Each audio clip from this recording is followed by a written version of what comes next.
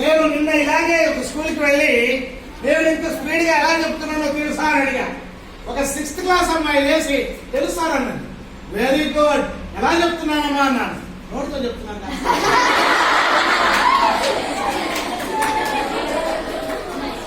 The effect of Jabardasth, extra Jabardasth. Right, okay చూడండి. 1 2 3 4 5 ఐదో number పట్టుకోండి. ఐదో నంబర్ పట్టుకోండి. దాని పక్కన 5 పెట్టుకోండి.